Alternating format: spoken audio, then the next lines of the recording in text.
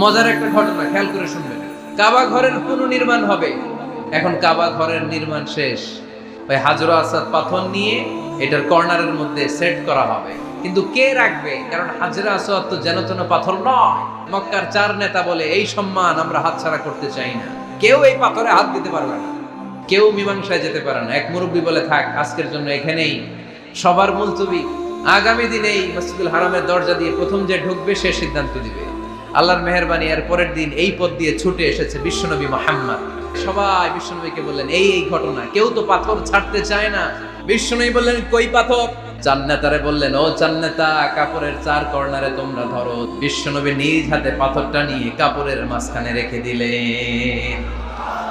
এবার বিশ্বনবী আগে আগে যায়, কাবার কাছে যে বিশ্বনবী আবার নিজ হাতে পাথরটা তুললেন, আবার নিজ হাতে কাবার ভেতরে রেখে দিলেন। পড়েন সুবহানাল্লাহ।